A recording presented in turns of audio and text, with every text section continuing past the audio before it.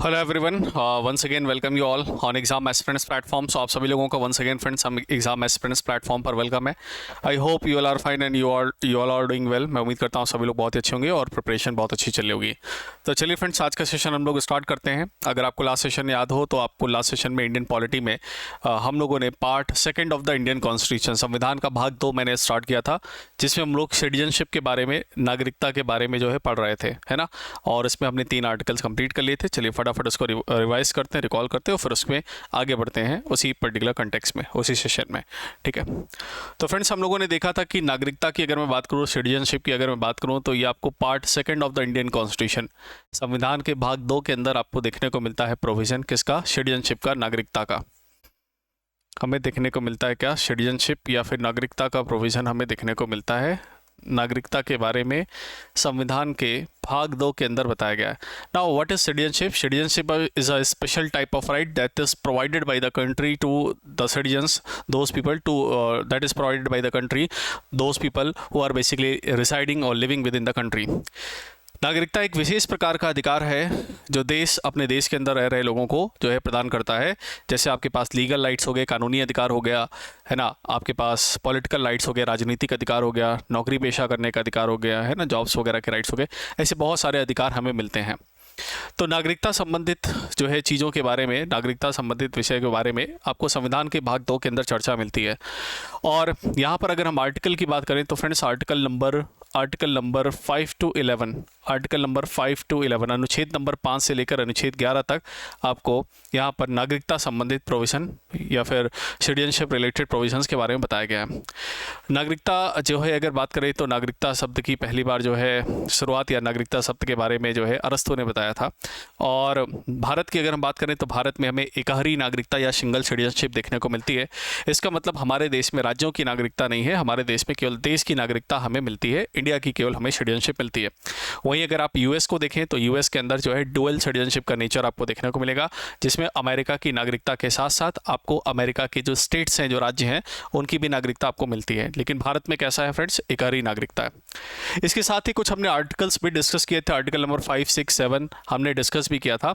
और मैंने आपको ये बात भी बताई थी कि इस समय जो हमें नागरिकता से संबंधित जो प्रोविज़न देखने को मिलते हैं, नागरिकता संबंधित जो कानून बनाए गए थे उस टाइम, वो उस समय की सिचुएशंस के अकॉर्डिंग, है ना, उस समय के हालातों को ध्यान में रख के बनाए गए थे और ये उस समय के लिए ही लागू होते थे। आज के समय में ये नागरिकता संबंधित कानून नहीं लागू होते।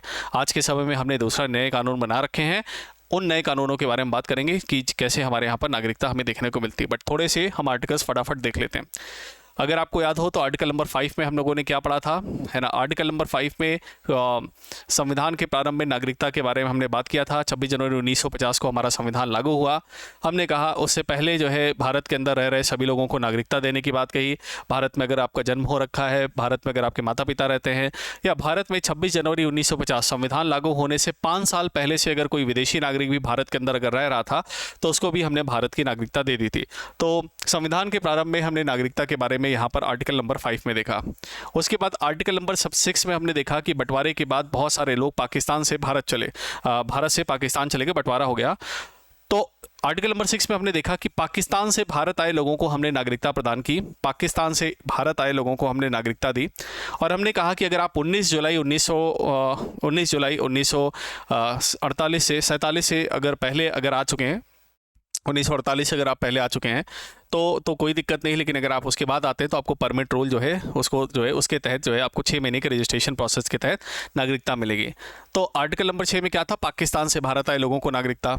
उसके बाद आर्टिकल नंबर 7 हमने पढ़ा था कि भारत से अगर कुछ लोग जो है पाकिस्तान चले गए हैं, लेकिन पाकिस्तान में वो नहीं रहना चाहते और वापस भारत में आके नागरिकता लेना चाहते हैं, तो भारत से पाकिस्तान गए लोगों को नागरिकता हमने कहा था, इनको भी हमने नागरिकता दी थी, है ना। अगर आप पहले आ गए थे 1 मार्च 1947 से अगर आप पहले आ गए थे, पहले चले गए थे, तो हम आपको डायरेक्ट सिटीजनशिप देंगे, अदरवाइज रजिस्ट्रेशन प्रोसेस के जरिए हमने नागरिकता दी। ठीक है। तो ये आर्टिकल नंबर 5, 6 हमने 7 देखा था। तो पाकिस्तान से भारत गए, पाकिस्तान से भारत आए लोगों को नागरिकता आर्टिकल नंबर 6 के अंदर। आर्टिकल नंबर 7 के अंदर इंडिया से पाकिस्तान गए और फिर वापस पाकिस्तान से अगर भारत आए हैं लोग तो उनको हमने नागरिकता देने की बात कही थी। ये 3 जो है आर्टिकल्स हमने फिलहाल लास्ट सेशन पर डिस्कस किए थे। ठीक। इसके अलावा यहीं पर अगर मैं आर्टिकल नंबर 8 में अगर आपके साथ डिस्कस करूं, देखिए अनुच्छेद नंबर 8, आर्टिकल नंबर 8 ये कहता है कि अगर कोई जो है बच्चा, अगर कोई बच्चा जो है वो विदेश में रह रहा है और अगर उसके माता पिता भारतीय हैं तो उसको भी भारत की नागरिकता मिल जाएगी। बहुत सारे ऐसे स्वतंत्रता सेनानी थे जिनके माता पिता भारतीय थे लेकिन वो बाहर विदेशों में आंदोलन चला रहे थे, उनको भी हमने भारत की नागरिकता दी, है ना। तो यहाँ पर अगर लिखें,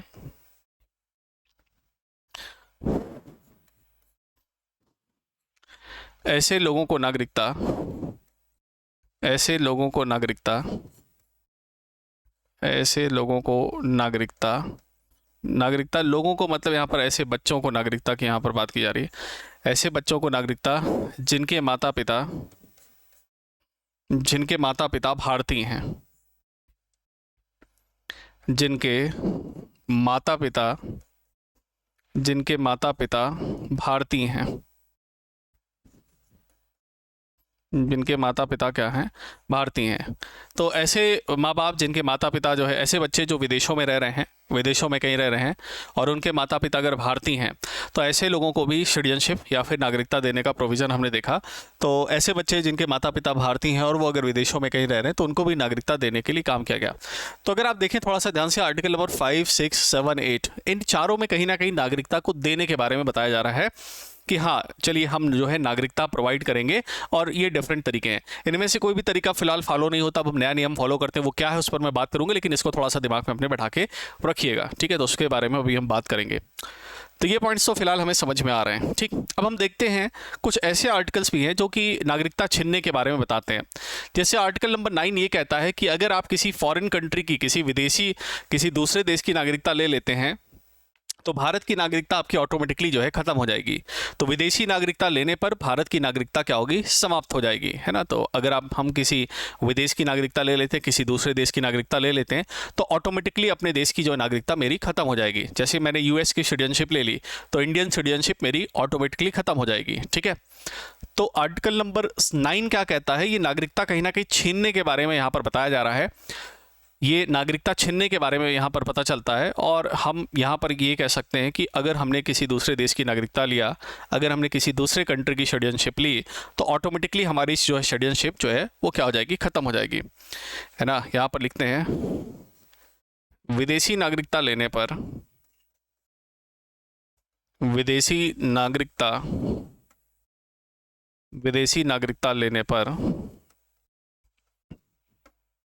लेने पर भारत की नागरिकता, इंडिया की जो सिटीजनशिप है, भारत की नागरिकता अपने आप या फिर ऑटोमेटिकली समाप्त हो जाएगी।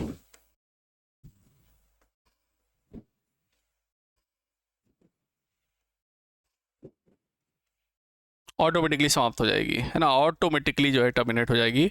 अगर आपने विदेशी नागरिकता ली तो भारत की नागरिकता आपकी अपने आप समाप्त हो जाएगी।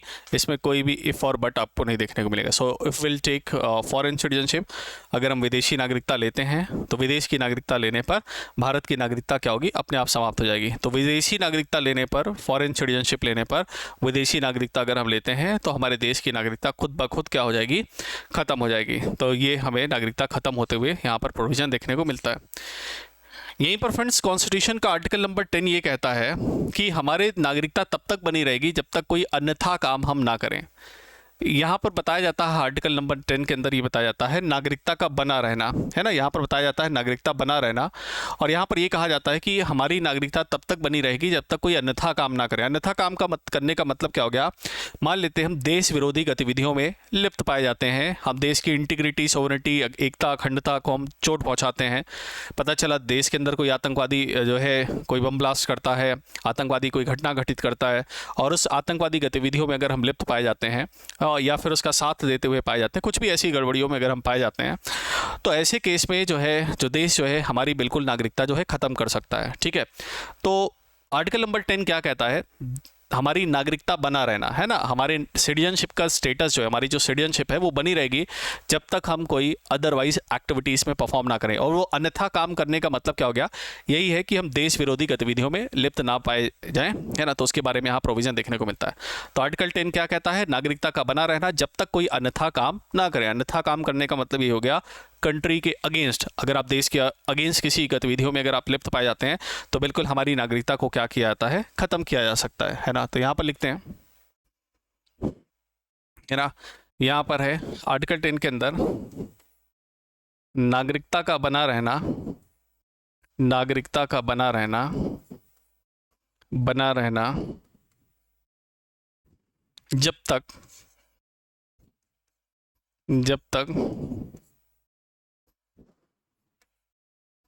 किसी देश विरोधी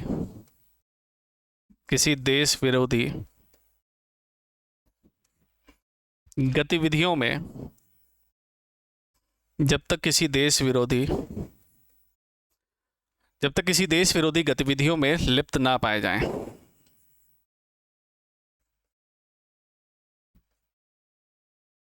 जब तक किसी देश विरोधी गतिविधियों में लिप्त ना पाए जाएं।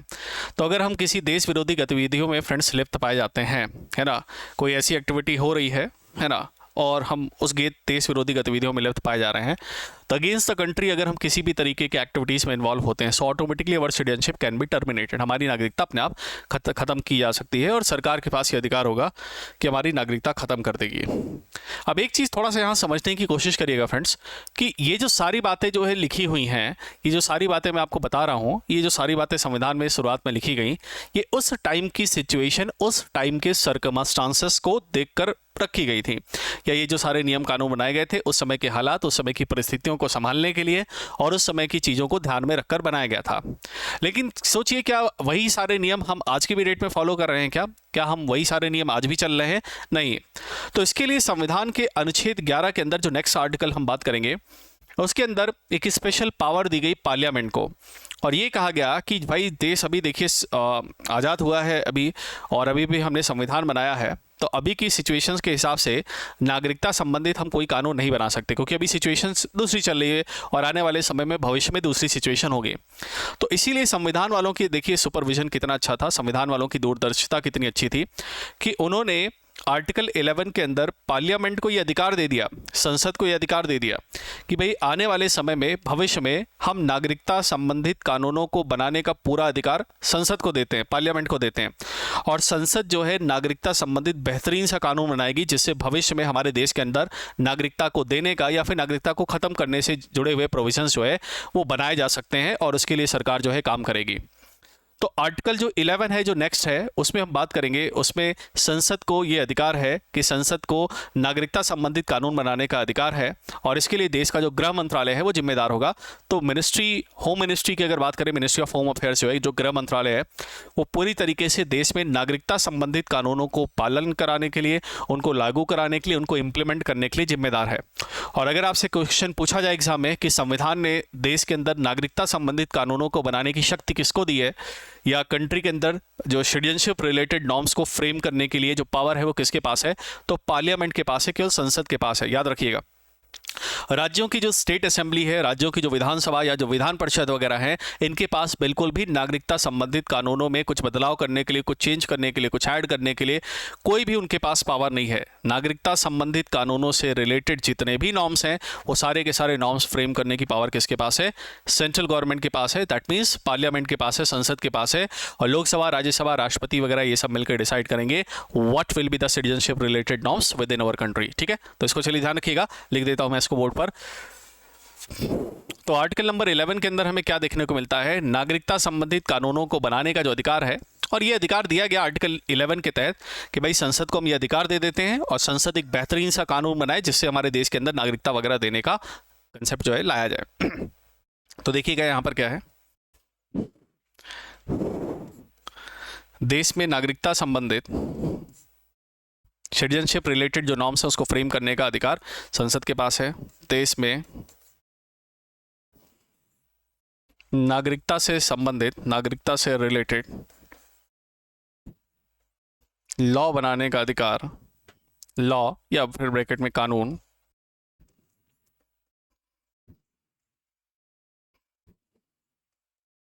कानून बनाने का अधिकार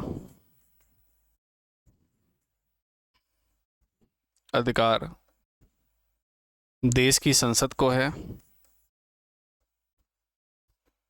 देश की संसद को है, और गृह मंत्रालय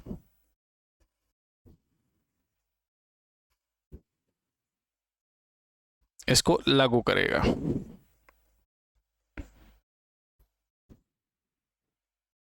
गृह मंत्रालय जो है इसको लागू करने के लिए पूरी तरीके से काम होगा।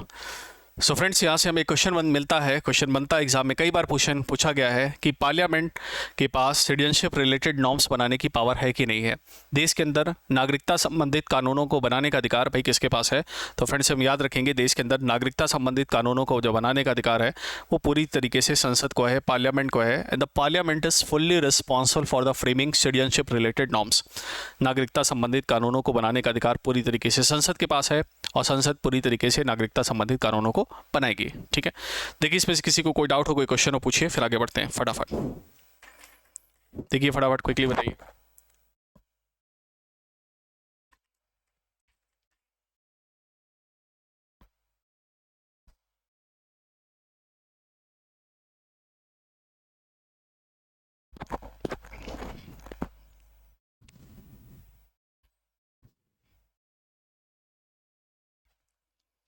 तो नागरिकता संबंधित कानूनों को बनाने का अधिकार किसके पास है? संसद के पास है। चलिए थोड़ा सा याद करने की कोशिश करते हैं। मैं थोड़ा सा इसको हटाता हूँ और फटाफट हम क्लास के अंदर ही चीज़ें याद करते हैं। ठीक है, चलिए article number 5, article number 1 to 11 हम लोगों ने पढ़ लिया है। चलिए कोशिश करते हैं क्लास के अंदर ही याद करने की, सो दैट हमें चीज़ें आराम से ध्यान हो जाए। अगर आपको याद हो तो हम लोगों ने पढ़ा था part 1 of the Indian constitution, संविधान का भाग 1। संविधान का भाग 1 क्या था? यूनियन एंड इट्स टेरिटरी, संघ एवं उसके राज्य क्षेत्र के बारे में हमने पढ़ा था, जिसमें article number 1 to article number 4 आपको देखने को मिलता है। जिसमें आर्टिकल नंबर 1 क्या था? India that is Bharat is union of state. India अर्थात भारत राज्यों का संघ है। यूनियन का मतलब होता है राज्यों से बना एक ऐसा देश जिससे जो है राज्य बिल्कुल तरीके से टूट के, किसी भी तरीके से टूट के अलग नहीं हो सकते। भारत में 3 तरह के राज्य, हमें 3 तरीके के स्टेट्स आपको देखने को मिलेंगे। सेंट्रल आपको कंप्लीट स्टेट हो गया, पूर्ण राज्य हो गया, स्टेट्स हो गया, राज्य हो गए, और उसके बाद आपको यूनियन टेरिटरीज, संघ शासित प्रदेश आपको देखने को मिलते हैं। तो complete state, union territory, complete state, union territory और अंडर स्टेट, अर्जित राज्य हमें देखने को मिलेंगे। भारत में राज्यों की लिस्ट को पहली अनुसूची के अंदर रखा गया। तो in the first schedule will get the name of the states. राज्य कहाँ देखने को मिलेंगे? पहली अनुसूची में देखने को मिलेंगे। उसके बाद आर्टिकल नंबर 2 के अंदर हमने क्या पढ़ा था कि जो है संसद के पास ये अधिकार होगा बाहर के राष्ट्रपति को पूर्व सूचना देकर प्रेसिडेंट के प्रायर अप्रूवल, प्रायर कन्फर्मेशन से बाहर के किसी विदेशी क्षेत्र को भारत की सीमा में क्या कर सकते हैं? शामिल कर सकते हैं। उसके बाद हमने आर्टिकल नंबर 3 पढ़ा था। आर्टिकल नंबर 3 के अंदर क्या था कि पार्लियामेंट जो है, संसद जो है, राष्ट्रपति के पूर्व अनुमति से, प्रेसिडेंट के प्रायर कंसर्न से इंफॉर्मेशन उनको इन्फॉर्म करके किसी राज्य का नेम, क्षेत्र और सीमा, नाम, क्षेत्र और सीमा, या फिर नेम, एरिया एंड बाउंड्री को अल्टर कर सकते हैं, उसको चेंज कर सकते हैं, उसको घटा बढ़ा कर सकते हैं, और ये सारा काम साधारण बहुमत से होगा। आर्टिकल नंबर 4 के अंदर क्या मेंशन था कि आर्टिकल नंबर 2 और 3 में जो चेंजेस किए जा रहे हैं उनको कॉन्स्टिट्यूशन अमेंडमेंट, संविधान संशोधन नहीं माना जाएगा और उनको 368 के दायरे से बाहर रखा गया है। और जब ये हम काम करेंगे तो अनुसूची 1 और अनुसूची 4, शेड्यूल 1 और शेड्यूल 4 ऑटोमेटिकली अपडेट हो जाएंगे। ये हमने देखा था। उसके बाद हमने पढ़ा था फ्रेंड्स, भाषाई आधार पर भारत में राज्यों को बांटने के लिए सबसे पहला कमीशन, सबसे पहला आयोग कौन सा गठित हुआ था? तो 1948 में एस के धर कमीशन, एस के धर आयोग आया था। क्या एस के धर आयोग ने भाषाई आधार पर, लिंग्विस्टिक बेसिस पर हमारे देश के अंदर स्टेट्स के डिवीजन को अलाउ किया था? बिल्कुल नहीं किया था, उन्होंने मना किया था। उसके बाद दूसरी कमेटी कौन सी सेटअप होती? दूसरी कमेटी आती है आपकी जेवीपी कमेटी, जिसमें जवाहरलाल नेहरू, वल्लभ भाई पटेल, पट्टाभी सिद्धारमैया कमेटी जो थी, जेवीपी कमेटी 1948 में ही सेटअप होती है, और ये भी मना कर देते हैं भाषाई आधार पर राज्यों को नहीं बांटना चाहिए। तो उसके बाद 1951 में हमारे यहाँ पर रूल करने के लिए, एडमिनिस्ट्रेशन के लिए हमारे पास 4 तरह के स्टेट थे, ABCD 4 कैटेगरी थी, जिसमें ब्रिटिश प्रोविडेंस, प्रिंसली स्टेट और आपको कमिश्नरी स्टेट्स और आपको यूनियन टेरिटरीज, आपको 4 कैटेगरी देखने को मिलती थी। लेकिन ट्विस्ट यहाँ पर तब आता है जब 1952 में पुट्टू श्री रामलू नाम का व्यक्ति भूख हड़ताल पर बैठता है और 56 दिन के बाद उसकी भूख हड़ताल के बाद मृत्यु हो जाती है और आंदोलन बहुत उग्र हो जाता है, क्योंकि मद्रास के क्षेत्र में जो तेलुगु भाषी लोग हैं वो अलग राज्य चाह रहे थे तमिल भाषी लोगों से। पुट्टू श्री रामलू की जब मृत्यु हो जाती है, आंदोलन बहुत उग्र होता है, तो मजबूरी में सरकार को 1 अक्टूबर 1953 को भाषाई आधार पर देश का पहला राज्य बना दिया जाता है और वो बनता है आंध्र प्रदेश। लेकिन बात ये बहुत ज़्यादा फैल चुकी थी और सभी राज्यों के अंदर ये अब भाषाई आधार पर राज्य बनाने की मांग बहुत तेज़ी से उठने लगी थी। और इसी आनन फानन में 1953 में एक फजल अली आयोग का गठन किया था, जिसको स्टेट रीऑर्गेनाइजेशन यूनियन कमीशन कहते हैं। फजल अली आयोग का गठन होता है। फजल अली साहब सुप्रीम कोर्ट के जज थे। 3 मेंबर्स का ये कमीशन था, आयोग था। और 1956 में फजल अली आयोग अपनी रिपोर्ट सबमिट करता है और भाषाई आधार पर राज्यों के बंटवारे को अलाउ कर देता है। और उसके बाद ही संविधान के अंदर 7वां संविधान संशोधन 1956 इंट्रोड्यूस किया जाता है, जिसके तहत हमारे देश में भाषाई आधार पर राज्यों को बांटा जाता है। शुरुआत में 14 राज्य 6 स्टेट्स बनके तैयार होते हैं। फिर मैंने आपको 1966 के अराउंड पेप्सो के बारे में बताया था। Patiala and east Punjab states union को डिवाइड किया जाता है, जिसमें से 3 स्टेट और 1 यूनियन टेरिटरी बन के निकलती है। तो हिमालय के रीजन के पास हिमाचल प्रदेश, पंजाबी भाषा वाले पंजाब उनको बना दिया गया, हर हिंदी बोलने वाले को हरियाणा, और चंडीगढ़ का डिस्प्यूटेड रीजन था हरियाणा और पंजाब के बीच में, तो उसको केंद्र सरकार ने यूनियन टेरिटरी बना दिया। तो इस तरीके से आज के डेट में हमारे देश में वर्तमान समय में प्रेजेंट टाइम में हमारे पास 28 राज्य और 8 केंद्र शासित प्रदेश हमें देखने को मिलते हैं। उसके बाद हम इंटर करते हैं नागरिकता वाले प्रोविज़न में। नागरिकता संबंधित कानूनों के हम बारे में देखना शुरू किया। तो पार्ट 2 जो है नागरिकता संबंधित कानूनों के बारे में बताया गया है। भारत में एक ही नागरिकता है। आर्टिकल 5 नागरिकता, शुरुआत में संविधान में नागरिकता देने के बारे में। 6 पाकिस्तान से भारत आए लोगों को नागरिकता। 7 में भारत से पाकिस्तान गए लोगों को नागरिकता। 8 में जो कोई विदेश में रह रहा है, उनके माता पिता भारतीय, तो उनको नागरिकता दे दी जाए। 9 में कहा गया है अगर कहीं विदेश में सेटल होंगे, बाहर अगर कहीं किसी कंट्री में सेटल हो जाते हैं, तो इंडिया की नागरिकता सिटीजनशिप ऑटोमेटिकली टर्मिनेट होगी अगर वहाँ की आप सिटीजनशिप लेते हैं। तो आर्टिकल 10 के अंदर बताया गया कि आपकी नागरिकता तब तक बनी रहेगी तब तक कोई आप देश विरोधी गतिविधियों में लिप्त ना पाए जाए, तब तक कोई आप अदर एक्टिविटीज़ ना करें। और सिटीजनशिप रिलेटेड नॉर्म्स को बनाने के लिए, नागरिकता संबंधित कानूनों को बनाने के लिए देश में अधिकार जो है वो संसद को दिया गया है, और संसद नागरिकता संबंधित कानूनों को बनाने के लिए देश के अंदर जिम्मेदार है। और इसके लिए जो है देश का गृह मंत्रालय जो इसको लागू करने के लिए रिस्पॉन्सिबल होगा। तो article 11 basically gives power to the parliament to frame citizenship related norms within our country. तो उम्मीद करता हूँ इतनी बातें आपके टिप पर होंगी। बिल्कुल आप रिवीजन करते रहिए डेली का डेली, तो आपकी चीज़ें दिमाग में आपके बैठती रहेंगी। तो ये तो बात हो गई फ्रेंड्स, हमने नागरिकता के बारे में देखा। बट सवाल ये उठता है कि सर आज की डेट में हमारे देश में नागरिकता संबंधित कानून क्या है? नागरिकता संबंधित कानूनों को पहली बार कब बनाया गया? नागरिकता संबंधित कानूनों में पहली बार सुधार कब किया गया? और अभी लेटेस्ट सुधार रिसेंटली कब किया गया है नागरिकता संबंधित कानूनों के बारे में? तो चलिए उसके बारे में पढ़ते हैं और हम देखते हैं कि हमारे देश में नागरिकता संबंधित कानून कब बनाए गए। ठीक है, तो यहां पर ध्यान रखिएगा, हमारे देश में सिटीजनशिप एक्ट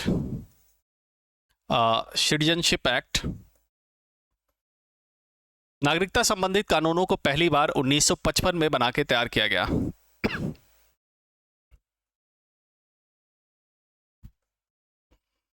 नागरिकता अधिनियम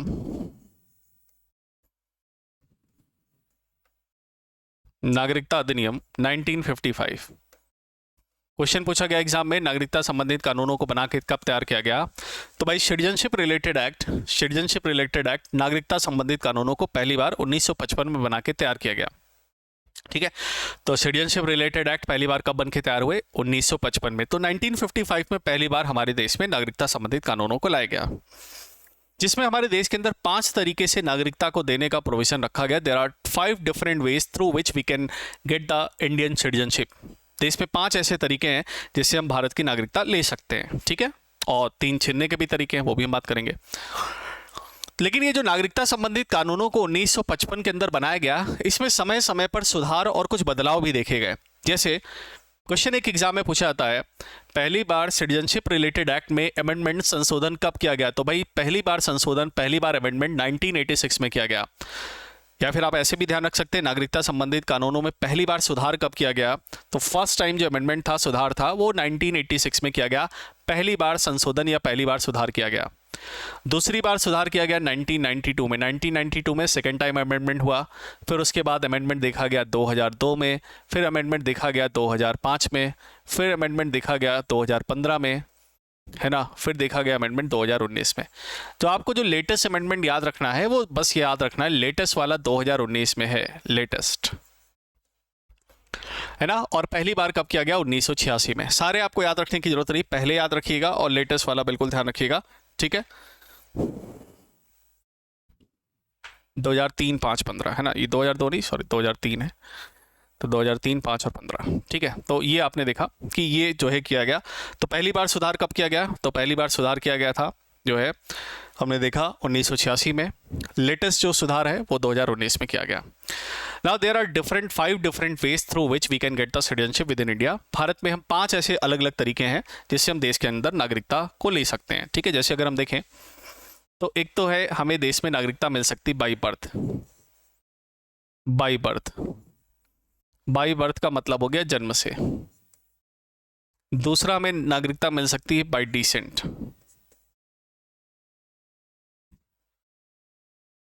बाई डिसेंट मतलब वंश के आधार पर।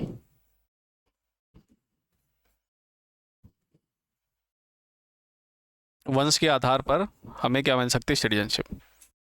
इसके बाद हमें देखने को मिलता है बाई बर्थ हो गया, बाई डिसेंट हो गया। इसके बाद होता है बाई रजिस्ट्रेशन।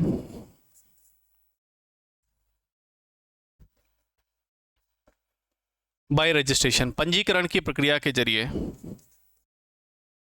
पंजीकरण की प्रक्रिया के जरिए भी हम नागरिकता ले सकते हैं।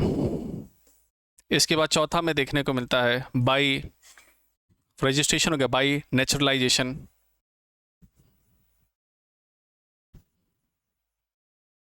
बाई नेचुरलाइजेशन देसीकरण के जरिए,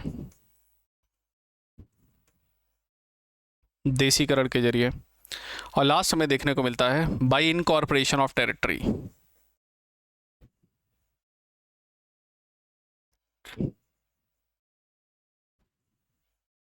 by incorporation of foreign territory. इसको ऐसे लिख लेते हैं,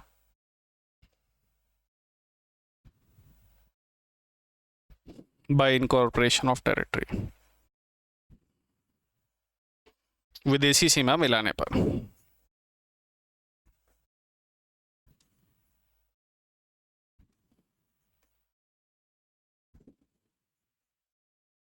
देखिए फ्रेंड्स, ये 5 ऐसे तरीके हैं, these are the 5 different ways through which we can get the citizenship within India. ये 5 ऐसे अलग अलग तरीके हैं जिससे हम देश में अपनी नागरिकता ले सकते हैं। पहला है जन्म के आधार पर, है ना, जन्म के आधार पर नागरिकता ले सकते हैं। इसका मतलब अगर हमने भारत की धरती पर अवतार लिया है, भारत की धरती पर अगर जन्म लिया है तो हमें भारत की नागरिकता मिल जाएगी। लेकिन इसमें शुरुआत में गड़बड़ी ये थी कि पहले ये केवल जो है पहले ये केवल पिता के आधार पर ही या माता के आधार पर ही नागरिकता मिल जाती थी। मतलब पिता भारतीय हो या फिर माता भारतीय हो तो नागरिकता मिल जाती थी।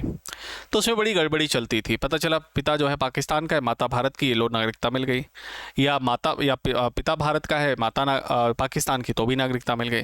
तो इस चीज़ में बदलाव किया गया। इस चीज़ में ये कहा गया कि भाई बाई बर्थ तो हम नागरिकता देंगे, लेकिन ध्यान रखिएगा यहाँ पर लीगल सिटीजनशिप होनी चाहिए। लीगल सिटीजनशिप होनी चाहिए माता पिता दोनों की।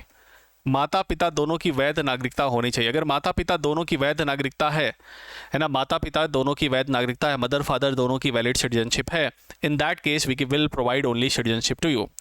अगर माता पिता की वैलिड जो है भारत की सिटीजनशिप है, भारत की नागरिकता है, तो ऐसे केस में हम उसको भारत की नागरिकता देंगे। ठीक, तो जन्म अगर हमारा भारत में हुआ है, भारत की धरती पर हमने जन्म लिया है, तो हमें नागरिकता मिल जाएगी। जैसे हम सभी लोगों को नागरिकता जो है इसी आधार पर मिली कि हमारा भारत में जन्म हुआ, माता पिता भारतीय हैं, लीगल उनके पास सिटीजनशिप है, तो हमें भारत की नागरिकता मिल गई।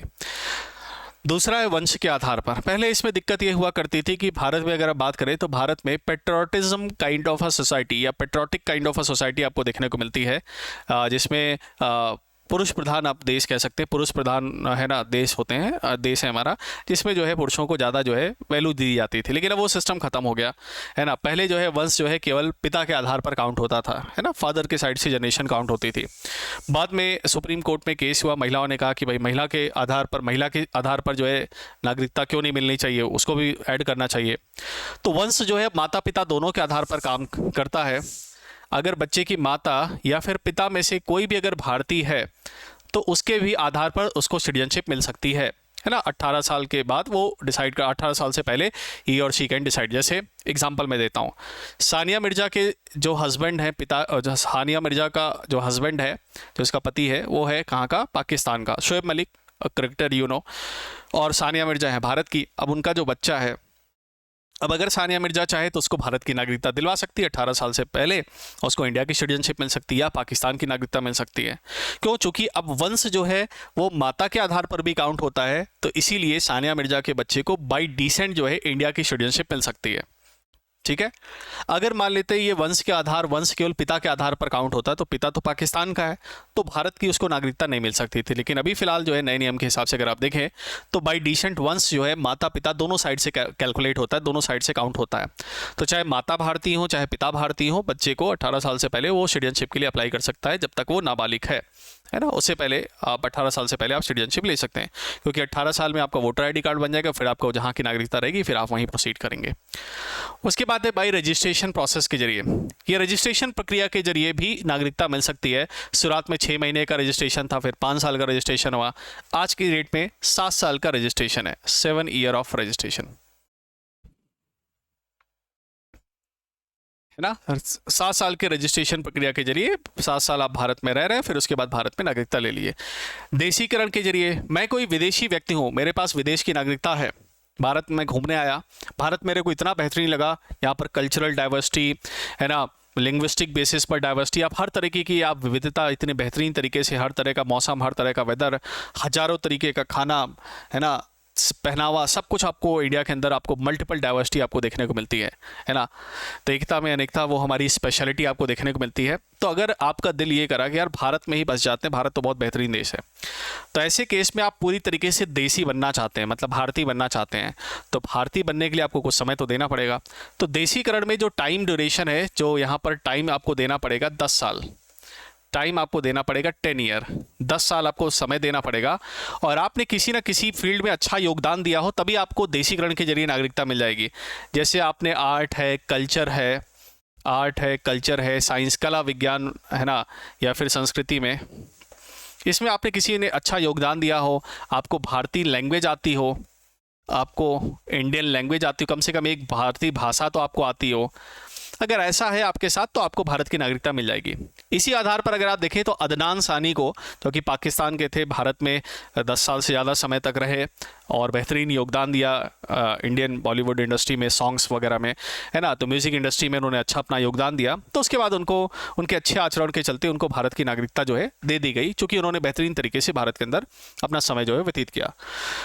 तो ये इसमें रजिस्ट्रेशन और इसमें रजिस्ट्रेशन में दोनों में अंतर ध्यान रखिएगा। इसमें आप विदेशी हैं, भारत में आते हैं, 10 साल का समय व्यतीत करते हैं और किसी फील्ड में आप अच्छा योगदान देते हैं, आर्ट, कल्चर, साइंस की फील्ड में, तो ऐसे लोगों को तो भारत जो है पूरी तरीके से वेलकम करता है कि भाई आप विदेशी हैं, आप अच्छे साइंटिस्ट हैं, इंडिया में आना चाहते हैं, इंडिया में बसना चाहते हैं, so yes, we welcome you. अगला है कोई विदेशी ज़मीन को भारत में मिला लेने पर। लास्ट ये कहता है कि अगर भारत किसी विदेशी ज़मीन को भारत में शामिल कर लेता है, तो उस ज़मीन पर जितने लोग पहले से रह रहे थे उन सभी को भारत की नागरिकता ऑटोमेटिकली मिल जाएगी। जैसे भारत ने सिक्किम को 16 मई 1975 को, 16 मई 1975 को हमने सिक्किम को भारत का एक अभिन्न अंग बनाया, और जैसे ही फ्रेंड्स हमने सिक्किम को भारत का अभिन्न अंग बनाया, सिक्किम के अंदर के जितने लोग थे उन सबको भारत की नागरिकता ऑटोमेटिकली मिल गई। तो बाई इनकॉर्पोरेशन ऑफ टेरिटरी का मतलब क्या हुआ कि किसी विदेशी ज़मीन को अगर हम भारत के क्षेत्र में शामिल करते हैं तो ऑटोमेटिकली उसके अंदर रह रहे लोगों को नागरिकता मिल जाएगी, है ना। जैसे सिक्किम, एग्जाम्पल सिक्किम, तो सिक्किम में रह रहे लोगों को भारत की नागरिकता आपको देखने को मिलती है। ठीक है, इसको लिख लिए फटाफट, फिर आगे बढ़ते हैं। लिखिए फटाफट और बताइए, देखिए सभी को समझ में आ रहा है कि नहीं। पॉलिटी बिल्कुल बेहतरीन तरीके से, पॉलिटी, हिस्ट्री, इकोनॉमी पढ़िए कि ज़िंदगी में दोबारा ना पढ़ना पड़े। ठीक है, बिल्कुल दिमाग में बैठ जाए। चलिए देखिए, कोई डाउट हो, कोई क्वेश्चन हो, बताइए।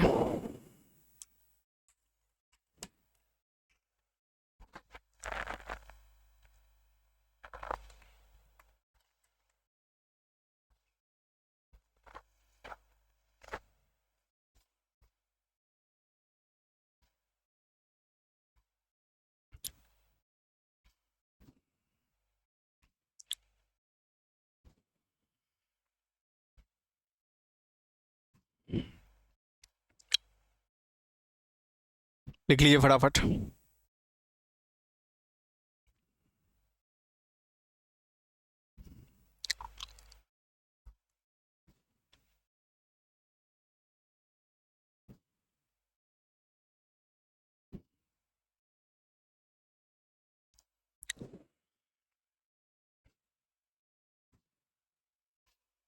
चलिए अगला देखते हैं। तो ये हमने तो फ्रेंड्स देखे 5 तरीके जिनसे हमें नागरिकता मिल सकती है। अब छीनने की बात करते हैं।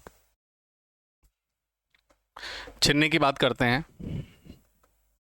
By renunciation, by renunciation, by termination, by deprivation.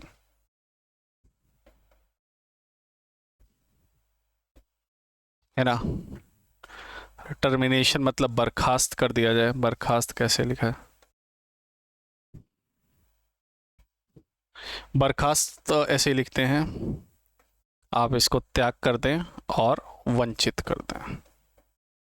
ठीक है, चलिए इसको थोड़ा सा समझिएगा क्या है। नागरिकता छीनने के तरीके।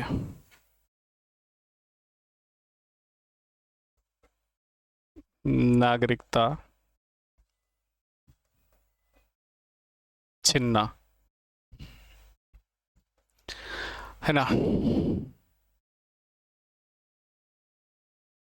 Citizenship cancel. हमारी सिटीजनशिप 3 तरीके से कैंसिल हो सकती है। कैंसिलेशन ऑफ सिटीजनशिप, 3 ऐसे तरीके हैं, 3 ऐसे कांड अगर हम कर दें तो जिससे हमारी नागरिकता जा भी सकती है। चलिए देखते हैं भाई कौन कौन से ऐसे तरीके हैं जिससे हमारी सिटीजनशिप जो है वो खत्म हो सकती है, नागरिकता हमारी खत्म हो सकती है। चलिए देख लीजिएगा।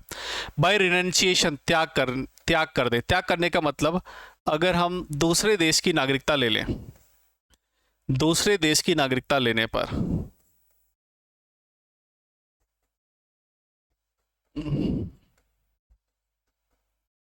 दूसरे देश की नागरिकता लेने पर अगर हम भाई किसी दूसरे देश की नागरिकता लेते हैं तो ऑटोमेटिकली हमारी नागरिकता खत्म हो जाएगी।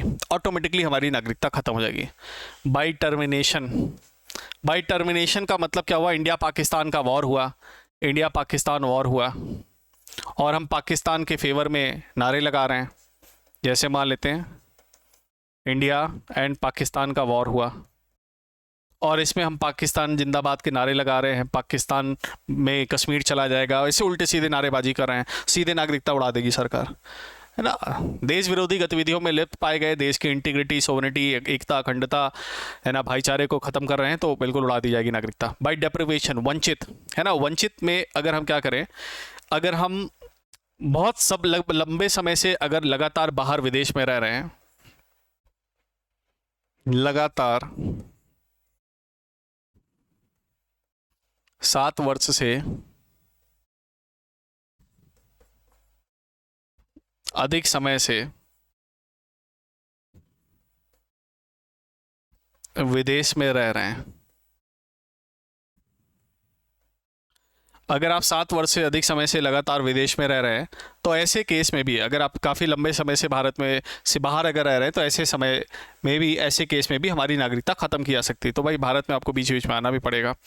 तो चलिए देखते हैं हमारे पास क्या है। पहला है बाय रिनंसिएशन, त्याग, दूसरे देश की नागरिकता लेने पर भारत की नागरिकता समाप्त। बाय टर्मिनेशन, बर्खास्त किया जा सकता है, देश विरोधी गतिविधियों में लिप्त पाए जाएंगे, तुरंत नागरिकता खत्म कर दी जाएगी। डेप्रिवेशन, वंचित किया जा सकता है, अगर हम काफ़ी लंबे समय से, मिनिमम लगभग 7 साल से ज़्यादा समय से बाहर विदेशों में अगर बसे हुए हैं, विदेशों में ही रह रहे हैं और भारत के अंदर बिल्कुल भी नहीं आते हैं, तो ऐसी सूरत में भी हमारी नागरिकता को क्या किया जा सकता है? बिल्कुल उड़ाया जा सकता है। So that can be also possible, तो ये भी हो सकता है। ठीक, तो by renunciation, by termination, by deprivation, ये 3 ऐसे मेथड्स हैं, 3 ऐसे तरीके हैं जिससे हमारी जो है नागरिकता को क्या किया जा सकता है फ्रेंड्स? खत्म किया जा सकता है। So by renunciation, by termination, by deprivation, these are the 3 methods through which our citizenship can be terminated. ठीक, तो इसको फ्रेंड्स याद रखिएगा। तो ये हम लोगों ने देखा सिटीजनशिप से रिलेटेड सारे पॉइंट्स, है ना। तो ये पार्ट हमारा पूरा कंप्लीट हो गया है। तो पार्ट 2 हमने सिटीजनशिप देख लिया और पार्ट 1 हमने देख लिया जो है आपका India union and its territory. ठीक है, अब next part is, you can say that heart and soul of the constitution. इसमें हम देखेंगे संविधान का भाग 3, फंडामेंटल राइट, बहुत इंपॉर्टेंट है, लंबा सेशन चलेगा, उसमें 2, 4, 5, 10 सेशन हम करेंगे, फंडामेंटल राइट्स को डिटेल में पढ़ेंगे और अगले सेशंस जो है बिल्कुल मत मिस करिएगा, वहाँ से बहुत सारे क्वेश्चंस एग्जाम में बनते हैं। तो नेक्स्ट सेशन में मिलेंगे, करेंगे फंडामेंटल राइट्स पर डिस्कशन और ये सारी चीज़ें अच्छे से रिवाइज करिएगा। अभी के लिए इतना ही करते हैं, मिलेंगे नेक्स्ट सेशन पर। So see you in the next session, till then bye bye, take care, thank you very much.